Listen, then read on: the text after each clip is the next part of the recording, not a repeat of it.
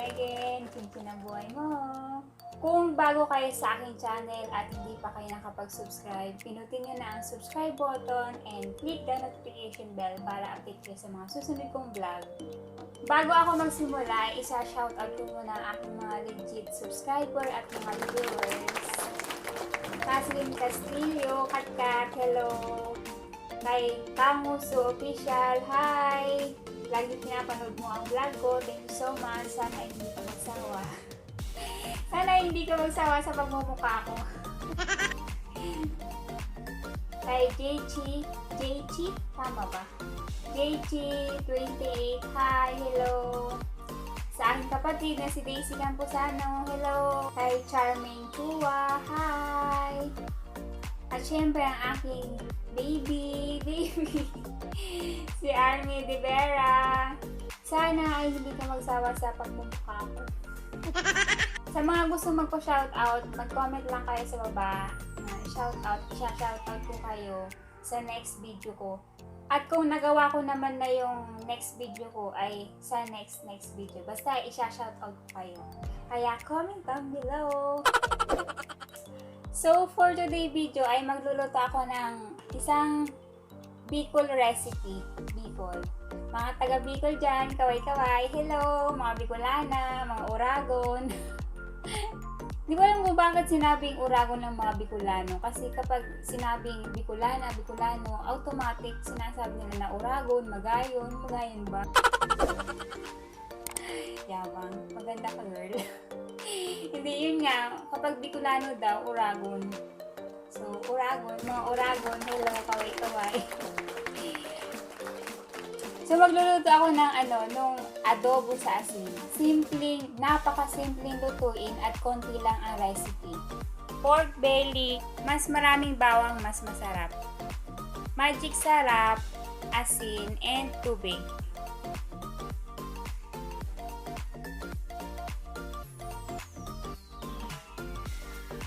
Siya nga pala guys, dapat kapag magluluto kayo ng adobo sa asin, kailangan ganito yung hiwa niya, medyo malalaki siya.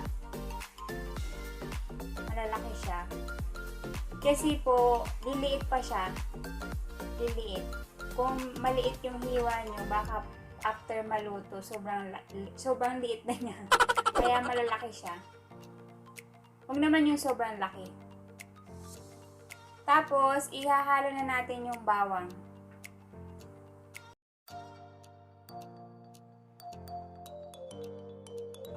Para yung bawang ay kumapit sa baboy. Wow!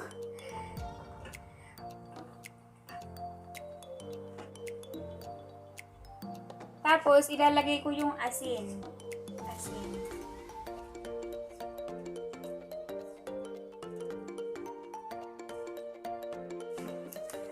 Tapos, ilalagay ko yung magic sarap. Pero guys, ito magic sarap, optional lang to. Ang pinaka-ingredient lang talaga is bawang, tapos asin. At tubig. Konti lang. Tapos, haluin natin. Halo lang ng... Tapos yun guys, buhayin na natin yung apoy. At takpan natin, Hintayin lang natin kumulo tapos ma-drain yung water. May lalabas dun na sarili ng mantika. Kasi diba yung baboy, yung belly, meron siyang taba. Lalabas yung sariling mantika na yan. Tapos yun na yung luluto sa kanya. Pero guys, advice ko lang, mamaya puputok-putok to. Kaya good luck. Sana hindi ako maputokan. I mean, matalsikan pala. Ayan guys, kumukulo na siya. Sobrang bango niya. Amoy na amoy yung yung bawang. Tikman ko lang yung lasa niya kung sakto na para kapag na-drain siya, hindi ko na kailangan mag-add ng seasoning.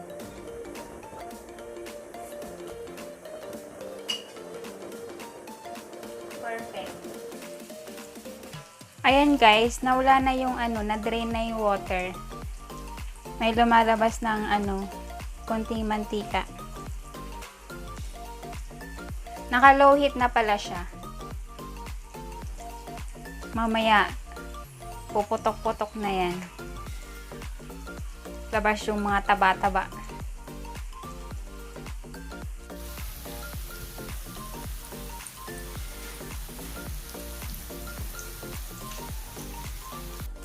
Putok-putok!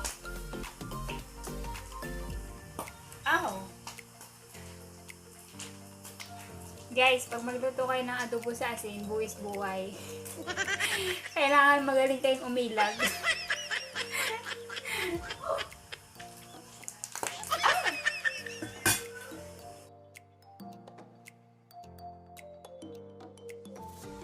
Wow!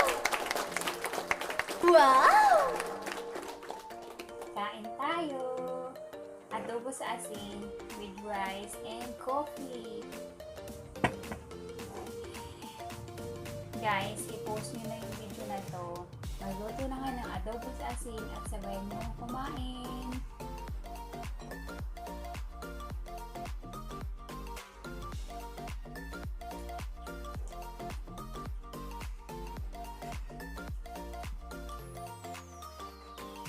Crispy siya, tapos juicy sa inside.